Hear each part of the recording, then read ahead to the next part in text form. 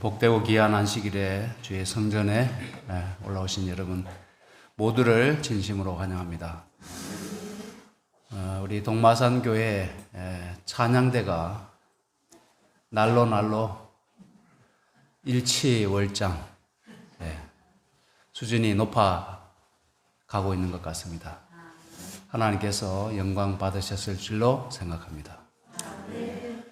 정성을 들인 만큼 또 연습을 한 만큼 그 찬양이 수준이 높고 우리에게 감동이 되는 것 같습니다.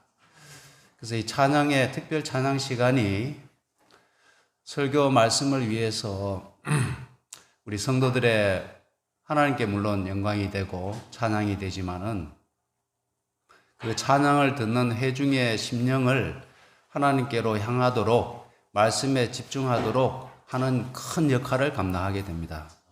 그래서 우리 찬양대장님이나 우리 모든 찬양대원들께서 그러한 사명감을 갖고 헌신하게 되셨으면 참 감사하겠습니다.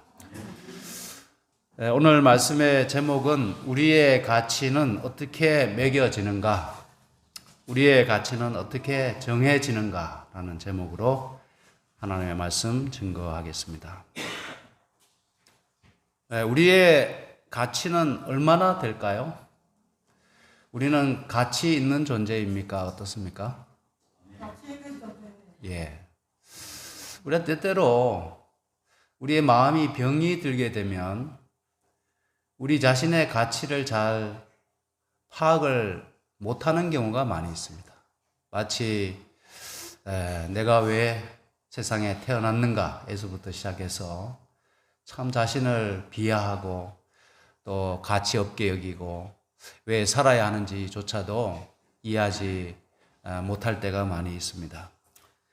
근데 우리의 가치를 철학적으로 또 깊이 생각하지 않아도 우리의 생명 자체가 매우 가치 있고 귀한 것입니다.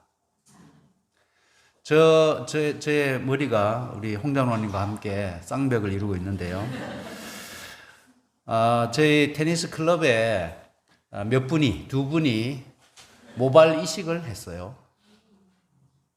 근데 이 비용이 얼마나 드는가 하면 싸게 하면 200만 원, 비싸게 하면 1000만 원이라고 합니다.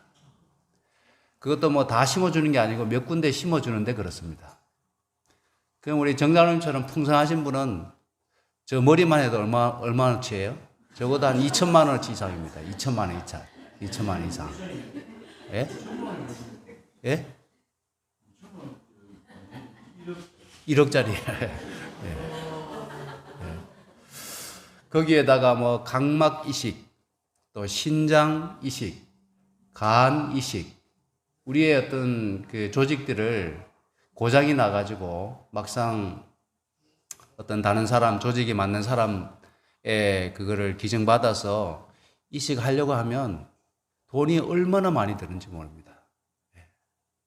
저희 매형이 아산병원에서 간 이식 수술을 받았는데 결국에 실패해서 돌아가셨는데 그때 당시에 1억 3천인가 하여튼 그렇게 들었어요.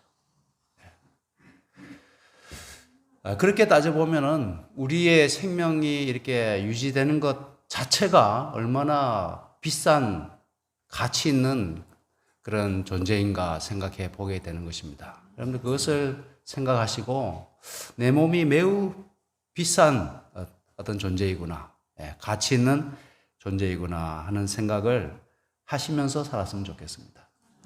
세월을 이기지 못해서 주름이 지고 예전과 같지 못해도 그래도 볼 수 있고 또 먹을 수 있고 또 다닐 수 있다고 하면 여전히 정말 가치 있는 존재로 살아가고 있음을 여러분이 생각해도 좋을 것입니다.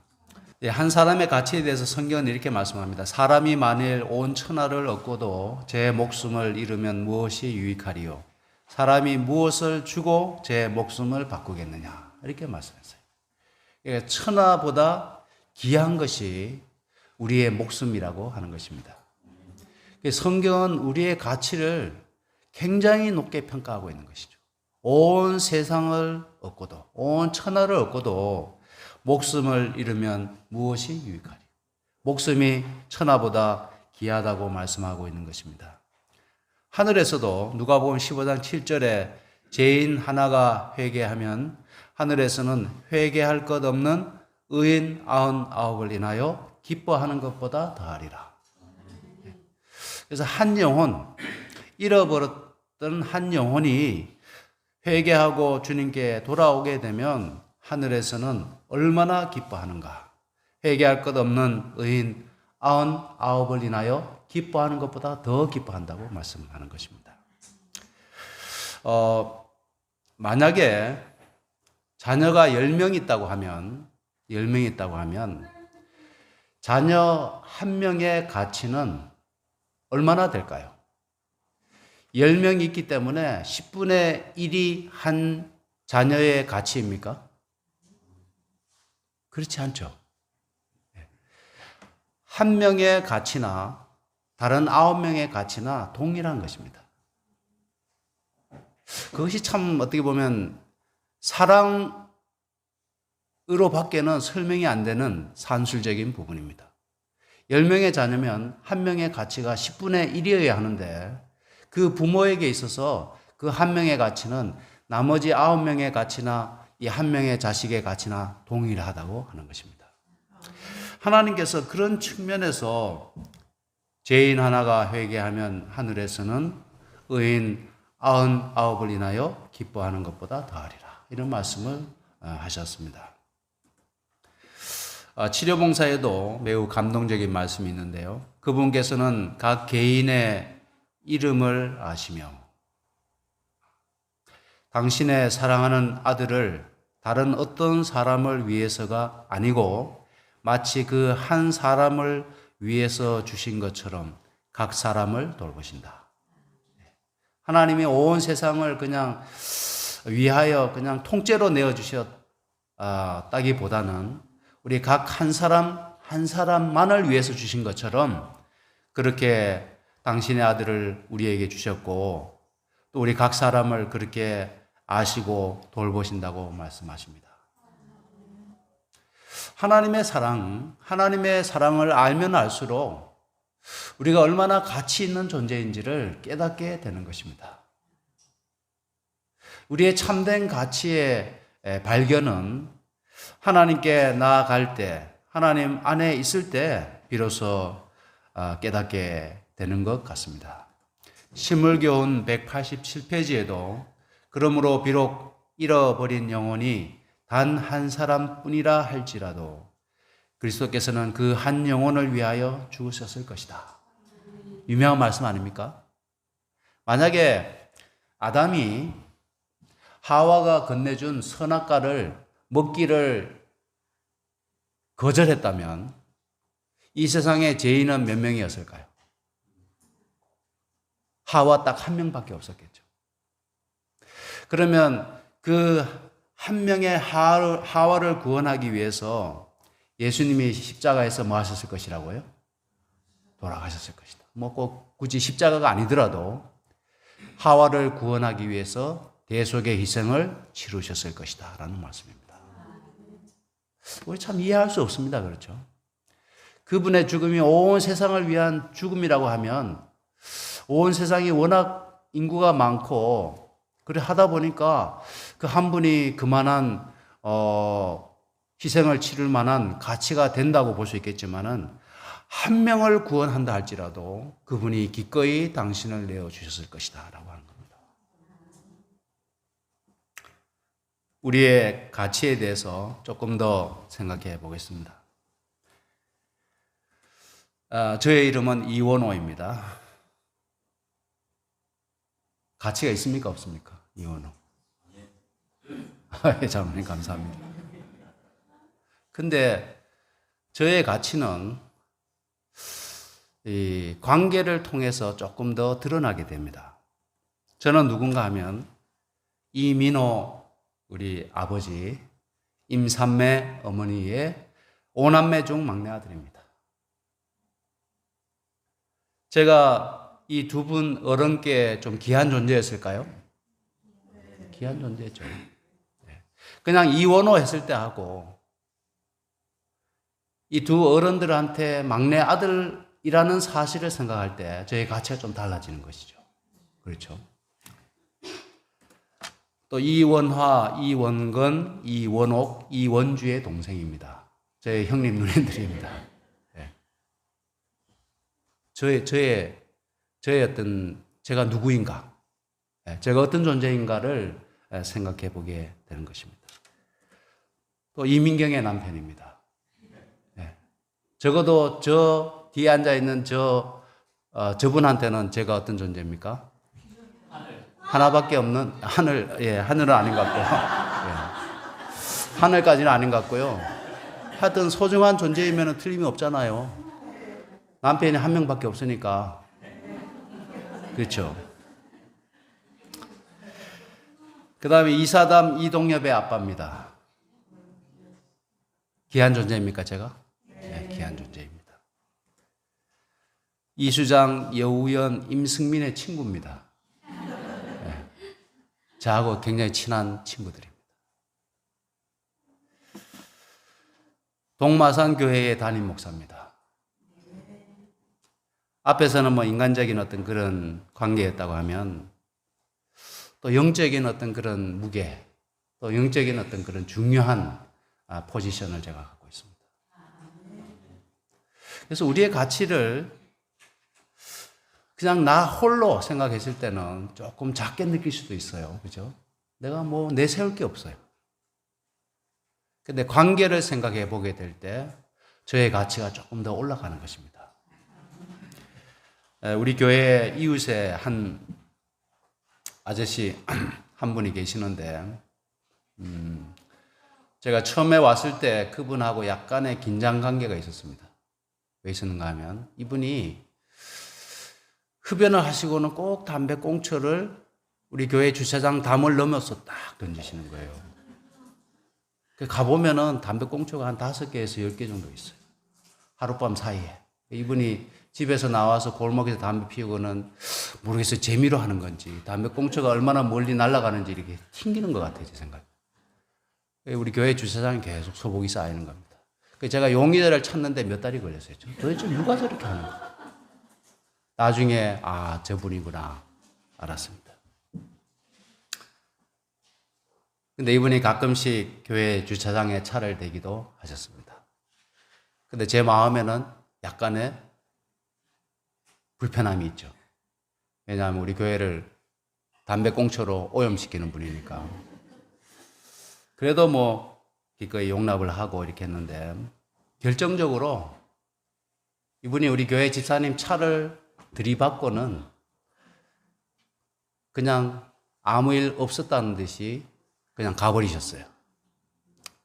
나중에 CCTV를 돌려보니까 그분이에요. 근데 보니까 혼자 사시는 분이에요. 혼자 사셔요. 근데 그 사고를 처리하기 위해서 그분과 접촉하는 중에 이분이 사모님이 계시다는 것, 또 아들이 있다는 것을 알게 됐습니다. 당장에 달려왔어요. 그 사모님하고 아들이 달려왔는데 얼마나 좋은 분들인지 몰라요. 그래서 머리를 연신 숙이면서 그 사고를 처리해 주는데 성심성의껏 처리를 해 주는 겁니다. 그래서 이분에게 저렇게 좋은 어진 부인이 있다는 사실, 그 다음에 든든한 아들이 있다는 사실을 그때 처음 알았어요. 그 다음부터 제가 그분을 바라볼 때 똑같은 눈으로 바라봤을까요? 조금 다르게 바라봤을까요? 달라 보이더라 이겁니다. 그래서 우리의 가치는 내가 누구인가, 내가 어떤 사람과 관계가 있는가에 따라서 달라진다는 겁니다. 우리가 아무 관계 없이 그 사람 자체를 매우 귀하게 봐주면 참 좋겠지만은 그렇지 못하잖아요, 사실은. 룻기에 보면 한 여인이 나옵니다. 뭐 잘 아시는 내용이죠. 그 사람의 이름은 엘리멜렉이요, 그 아내의 이름은 나오미요, 그 두 아들의 이름은 말론과 기련입니다. 그래서 오늘 주인공은 나오미입니다. 여인이 무슨 힘이 있겠습니까? 그 당시에. 근데 그에게는 누가 있었어요? 예, 좋은 남편이 있었고 든든한 두 아들이 있었습니다. 뭐 남편 있고 두 아들이 있으니까 누가 뭐 무시하거나 그럴 그게 없었겠죠. 근데 모압 지방에 이민을 갔는데 그곳에서 남편이 죽어버렸습니다. 근데 남편만 죽은 게 아니라 그렇게 든든하고 참 장성한 청년이었던 두 아들마저 죽어버렸어요. 결혼도 했는데. 나오미가 어떻게 됐을까요? 정말 자기가 어떻게 보면 온 세상 전부라고 해도 과언이 아닌 남편과 두 아들을 잃어버린 것입니다. 이 나오미의 심정이 어땠을까요? 그래서 이제 결심을 하게 됩니다. 뭐 두 이방인 며느리가 있었지만은 그때 당시에 여자의 존재라고 하는 것은 미미했지 않습니까? 큰 힘이 되지 못했겠죠. 그래서 룻은 어떻게 하기 결심하는가 하면 자기가 그렇게 의지했던 남편과 아들을 잃어버리고 이제 그가 앞으로 그의 가치를 인정해주고 앞으로 정말 사람답게 살아가기 위해서 뭔가 다른 의지할 관계를 그가 찾을 수밖에 없었습니다. 그래서 나오미가 선택한 것은 하나님의 백성이 되고자 했다는 겁니다. 하나님을 섬기면서 살아가는 하나님의 백성으로 살아가야 되겠다. 이제 남편도 없고 아들도 없는데 이러한 가운데서 내가 어떻게 가치 있는 사람으로 사람들한테 인정받으면서 살아갈 수 있겠는가? 그가 마지막으로 의지하기로 결심한 것은 하나님께로 돌아가는 것이었습니다. 하나님의 백성과 함께 하기로 그가 선택을 하게 됩니다. 시편 65편 5절에 보시면 우리 구원의 하나님이시여 땅의 모든 끝과 먼 바다에 있는 자에 의지할 주께서라는 말씀을 하십니다. 우리 하나님은 땅의 모든 끝, 또 먼 바다 끝에 뭐가 있다고 생각했을까요? 옛날의 사람들이? 예, 바다 끝은 천길 낭떠러지라고 생각했습니다. 우리가 처한 상황이 땅의 끝에 어떻게 보면 백척 간두에 놓인 것처럼 먼 바다 끝에 천길 낭떠러지가 있는 그러한 지점에 처한 것처럼 우리의 처지와 형편이 그렇게 어떻게 보면 달라진다 할지라도 바로 그러한 자들을 구원하시는 하나님을 의지하도록 시편은 우리에게 말씀하는 겁니다. 우리가 의지할 만한 관계들, 친구들, 가족들은 언젠가는 내 곁을 떠나가게 되어 있습니다. 그때라도 내가 가치 있는 존재로 살아가기 위해서 우리와 영원히 함께 하실 하나님을 바라보라는 것입니다. 우리의 가족이 항상 내 곁에 있나요? 그렇지 못한 것입니다. 나는 여호와의 보시기에 존귀한 자라 나의 하나님이 나의 힘이 되셨도다. 성경의 많은 기자들이 하나님께서 나를 보실 때 존귀한 자로 보신다는 거예요. 존귀한 자로. 매우 가치 있게 보신다는 거예요.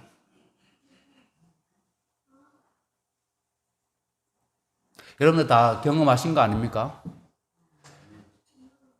여러분들은 적어도 누구한테는 가장 이 세상에서 존귀한 자입니까? 네, 하나님뿐만 아니라 우리 부모님들한테는 적어도 이 세상에서 가장 존귀한 존재 아니겠습니까? 하나님께서도 우리를 그렇게 존귀하게 보신다는 겁니다. 우리가 뭐 착한 일 하고 하나님 잘 믿어서 존귀한 존재로 보시는 게 아니라 하나님의 형상을 따라서 창조된 하나님의 백성이기 때문에 우리를 존귀하게 보신다는 겁니다. 그러한 하나님이 나의 힘이 되셨도다. 그게 진짜 힘이 되는 것 같아요. 저도 저희 어머니 생전에 가끔 목회하다가 이제 힘들 때마다 이제 고향에 넘어갑니다. 그럼 연로하신 어머니께서 제가 왔다고 또 뭐 이면수에다가 여러 가지 반찬을 해서 이렇게 밥상에다 차려서 이렇게 들고 들어오십니다. 그러면 제가 얼른 받아서 둘이 이제 모자가 앉아서 식사를 하고 그 다음에 그 식탁을 물리고 방에 이렇게 누워서 이런저런 얘기하면 밤늦게까지 그렇게 대화를 나눴습니다. 근데 제가 그 연로하신 어머니가 저에게 무슨 힘이 되겠습니까, 인간적으로? 제가 다 도와드려야 되고, 다 뭔가 해결해 드려야 되는 분이신데. 그런데도 저를 귀하게 여겨주시는 이 세상에서 가장 귀하게 여기시는 분이 바로 곁에 계시기 때문에 그분 곁에 가면 제가 힘이 나는 겁니다. 그래서 하룻밤 묵고 그 다음날 다시 임지로 돌아오게 되면 제가 다시 소생하는 힘을 얻고 돌아왔던 기억이 있습니다. 성경의 많은 기자들이 하나님에게서 그런 힘을 받았다는 겁니다. 여러분께서 이 세상 살이에 지치고 피곤하고 힘들 때마다 나의 가치를 잘 깨닫지 못하고 정말 살고 싶지 않을 때마다 하나님께서 여러분에게 큰 힘이 되시기를 간절히 바랍니다. 그것이 우리의 신앙의 특권이고 우리가 누릴 수 있는 큰 혜택이라고 저는 믿어 의심치 않습니다. 출애굽기 15장 2절에도 여호와는 나의 힘이요 노래시며 나의 구원이시로다. 그래서 노래가 절로 나오는 겁니다. 홍해를 건넜을 때 이 말씀을 했거든요. 여호와는 나의 힘이요 노래시며 나의 구원이시로다. 그들이 경험했으니까요. 체험했으니까 실제로. 가로되 여호와는 나의 반석이시요 나의 요새시요 나를 건지시는 자시요. 나를 지켜주신다는 겁니다. 여호와는 나의 반석이시요 나의 요새시요 나를 건지시는 자시요 나의 하나님이시요 나의 피할 바위시요 나의 방패시요 나의 구원의 뿌리시요 나의 산성이시로다. 우리도 이렇게 고백할 수 있었으면 참 좋겠습니다. 그래서 우리가 한 연말쯤 되었을 때 이러한 하나님에 대한 간증의 시, 하나님에 대한 찬양의 시를 이 시편 기자들처럼 좀 이렇게 써서 우리가 한번 공모를 한번 했으면 참 좋을 것 같아요. 그래서 시상을 하고 참 이것은 내 마음에서 우러나오고 내 생애 속에서 체험한 하나님 아니겠습니까? 예, 성경에 기록된 되지 아니한 하나님에 대한 찬양시가 아니겠습니까? 저는 여러분과 함께 이 노래를 좀 불러보고 싶습니다. 우리 반주자 좀 앞에 나오시면 참 좋을 것 같은데요. 예. 525장에 이 세상의 친구들 나를 버려도 나를 사랑하느니 오직 예수뿐. 내 주 예수는 나의 참 친구, 천지는 다 변해도 주날 안 버리네. 참 이 노래 참 좋은 것 같습니다. 우리가 시간 관계상 1절만 불러보겠습니다. 525장입니다.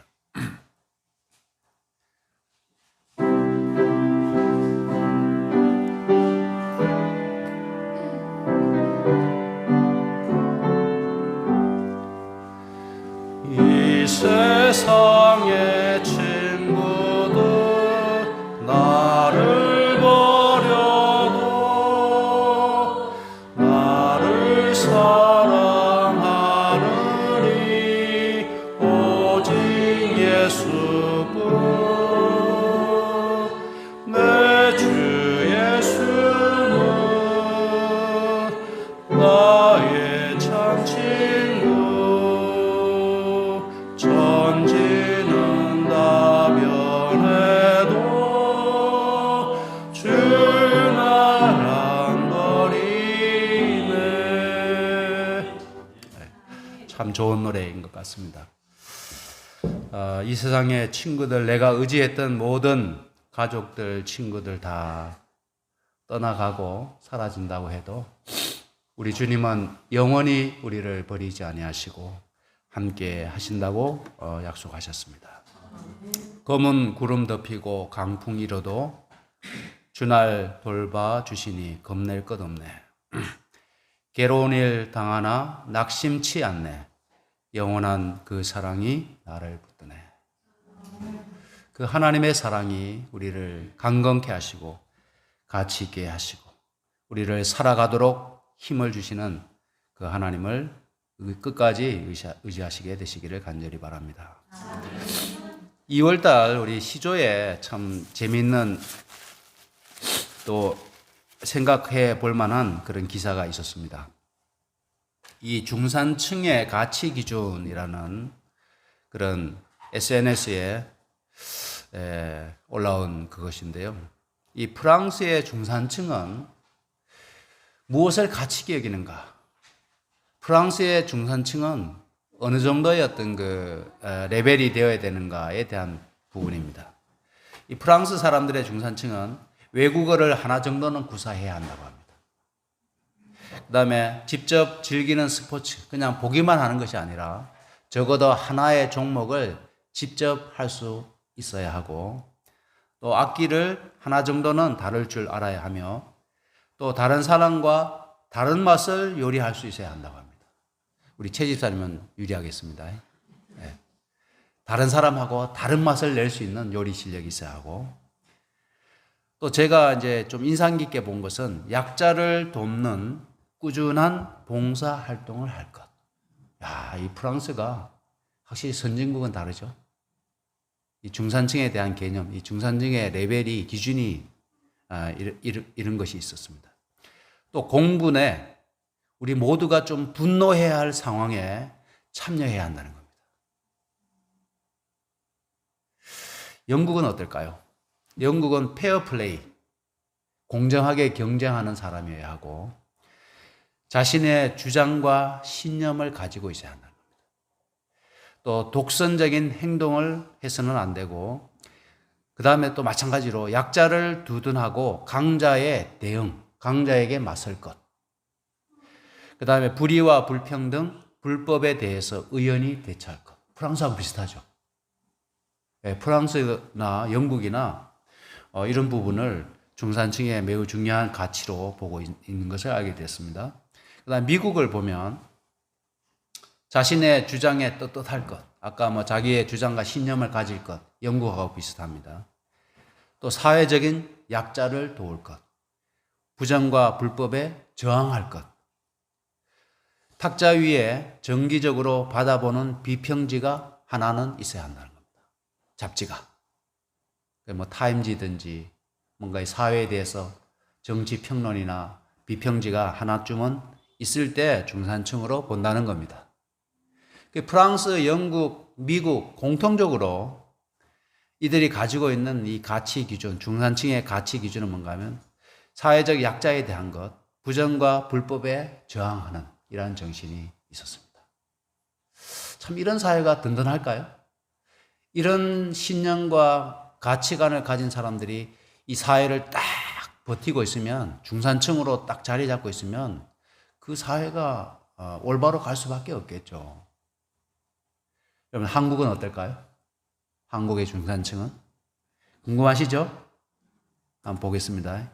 한국은 첫째, 대출 없이 30평 아파트를 소유할 것. 네. 대출 없는 상태에서 적어도 30평의 아파트는 있어야 한다는 것입니다.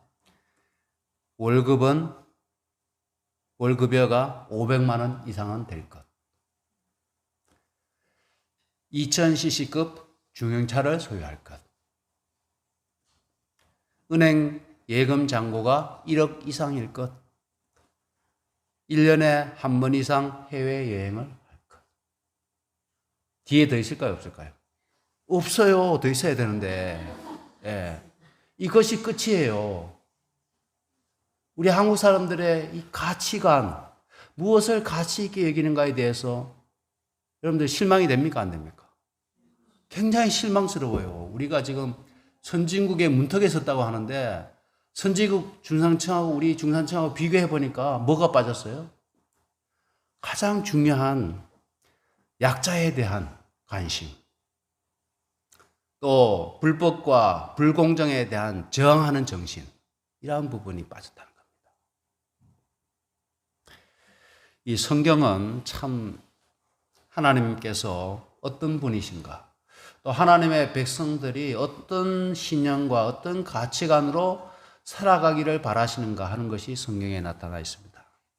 제가 대표적으로 이제 신명기서에서만 찾아봤어요. 다른 책에 뭐 엄청 많습니다. 근데 신명기서에 고아와 가부를 위하여 신원하시며 나그네를 사랑하사 그에게 식물과 의복을 주시나니, 하나님께서. 고아와 가부, 나그네, 어떤 사람들입니까? 아까 제가 말씀드렸던 그 관계가 다 끊어진 사람들이에요. 분깃이나 기업이 없는 레위인과 너희 성중에 우거하는 객과 고아와 가부들로 와서 먹어 배부르게 하라. 그리하면 너희 하나님 여호와께서 너의 손으로 하는 범사에 너에게 축복을 주시리라.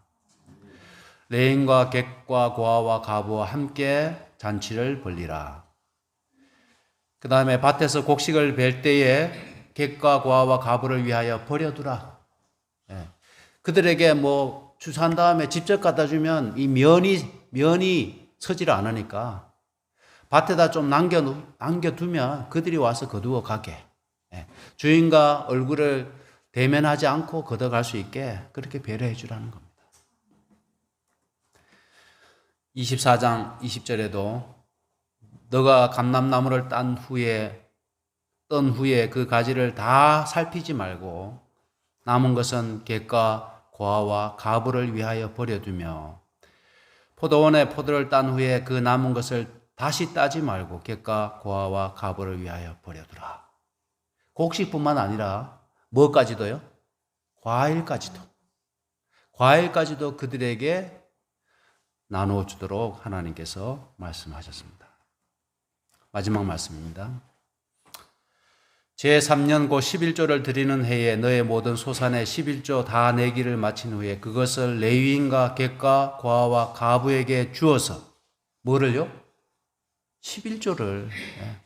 11조는 하나님의 성전에서 봉사하는 레위인들이 전용으로 사용하는 것으로 거룩한 돈으로 생각했는데 그것들에게 사용하고, 여기서 말씀하는 11조는 제2 11조입니다. 제2 11조는 레위인과 객과 고아와 가부에게 주어서 그들이 성문 안에서 먹고 배부르게 하라, 이렇게 말씀하셨어요. 하나님께서 하나님의 백성들에게 말씀하신 부분입니다. 자, 이 차 멋있나요? 어떻습니까? 오래된 차죠. 오래된 차인데, 오래된 올드카입니다. 올드카인데 미국에 가보니까 이 자녀들이 고등학교 졸업하는 것을 굉장히 크게 이렇게 축하해 주더라고요. 대학교 졸업한 것보다. 이제 성인이 됐다는 뜻이죠. 그래서 차를 언제 선물하는가 하면 고등학교 졸업하면 차를 선물해 주는데 새 차를 선물해 주는 게 아니라 오래된 차를 선물해 줍니다. 여기저기 지어 박으니까 너무 비싼 걸 안 사주는 겁니다. 근데 이 아빠도 굉장히 오래된 차를 이 아들한테 선물을 해줬어요. 선물해주면서 뭐라고 했는가 하면, 아들아, 너가 이 차를 타도 되고 안 타도 되는데 그것은 너의 자유인데 먼저 이 차를 가지고 시내의 딜러샵에 가서 얼마에 쳐주는지는 한번 물어보거라, 이렇게 아빠가 얘기를 했어요. 그래서 아들이 이 오래된 똥차를 몰고 이제 매매상 딜러한테 갔습니다. 갔더니 얼마 준다고 했을까요? 달러로 치면 1,000불 쳐준다고 그래요. 1,000불. 1,000불이면 한 130만 원 됩니다. 우리나라 웬만한 차는 한 300을 쳐주거든요. 한 200, 300 쳐주는데 1,000불을 쳐준다고 했어요.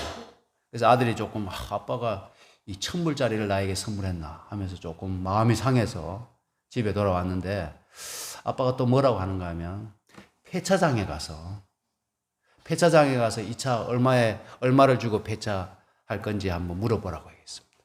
그 배자에 갔더니 배장 주인이 나와서 딱 둘러보더니 얼마를 얘기하는가 하면 500불을 쳐주는 겁니다. 절반. 딜러보다 더 깎았어요. 반으로 깎았어요. 그러니까 아들이 정말 실망을 했어요. 아빠가 정말 500불짜리를 나한테 선물하셨구나. 집에 돌아왔는데 아빠가 이제 마지막으로 얘기하는 겁니다. 이번에는 골동품 가게에 가서 마지막으로 한번 이 차를 얼마를 주고 얼마의 가치가 있는지 한번 물어보라고 얘기를 했습니다. 그래서 골동품 가게에 갔더니 이 골동품 주인이 얼마를 쳐줬을까요? 1000불, 500불 골동품 가게에서 얼마 쳐줬을까요? 10,000불요? 예, 그래서 이 아들이 굉장히 기뻐하면서 흥분해가지고 아빠한테 와서 뭐라고 얘기하는가 하면, 아빠, 이 차가 세상에서 10대밖에 없는 차래요. 10대밖에. 그 주인이 10만 불을 주겠다 해요. 10만 불을. 1억 3천을 주겠다 한 겁니다. 아들이 그제서야 아빠가 나에게 정말 가치 있는 선물을 해주셨구나. 근데 이제 이 아빠가 아들에게 이런 말씀을 해줬다고 그래요. 아들아, 똑같은 차라도 보는 사람에 따라서 가치가 달라진단다. 보는 사람에 따라서. 우리가 똑같은 사람인데 우리를 보는 사람에 따라서 가치를 다르게 평가합니다. 예. 지금 여러분께 저를 보고 계시지만은 저희 집사람이 저를 보는 거하고 아마 여러분이 보시는 거하고 다를 거예요. 같을 수가 없어요. 그렇지 않습니까? 마찬가지로 똑같은 너라도 너를 보는 사람에 따라서 너의 가치는 달라진단다. 부디 너의 가치를 알아주는 사람을 만나거라. 고등학교 졸업한 아들에게 정말 해줄 만한 좋은 그런 말씀 아닙니까? 우리의 가치는 하나님께서 가장 높게 평가하십니다. 여러분 믿으십니까? 네. 사람이 사람을 평가하는 것보다 더 가치 있게 여기세요. 엄마가 우리를 평가하시는 것보다 하나님이 우리를 평가하시는 것이 더 가치를 높게 평가하십니다. 그래서 내 태에서 난 자식, 그죠? 그 어미는 혹 잊을지라도 나는 너를 결코 잊지 아니하리라. 내 손바닥에 새겼고 내가 결코 너를 잊지 아니할 것이라. 이렇게 말씀하셨잖아요. 그분이 말씀만 하셨습니까? 실제로 이 땅에 오셔서 우리를 구원하기 위해서 십자가에서 돌아가셨잖아요. 우리를 가치 있게 여기지 않는다면 그렇게 하셨을까요? 안 하셨을까요? 절대 하실 수가 없죠. 그분이 창조주신데 얼마든지 사람 말고 다른 존재를 창조하실 수 있는데 그럼에도 불구하고 하나님이 우리를 그렇게 가치 있게 평가하신다는 겁니다. 우리가 우리 스스로를 다시금 새롭게 바라봐야 되겠습니다. 우리는 무가치한 존재가 아닙니다. 우리가 늙었다고 해서 무가치한 존재가 아닙니다. 내가 못생겼다고 해서 우리가 가치 없는 존재가 아니라는 말씀입니다. 하나님이 우리를 바라보시는 눈으로 우리를 바라보게 되시기를 바랍니다. 자신을. 그리고 우리 옆에 앉아 계신 분들을 하나님께서 보시는 눈으로 바라보게 되시기를 간절히 바랍니다. 그럼 다 지금 앉아 계신 분들이 다 VIP들이세요. 네. 정말 대단하신 분들이세요. 하나님의 아들과 목숨을 바꾸신 분들이에요.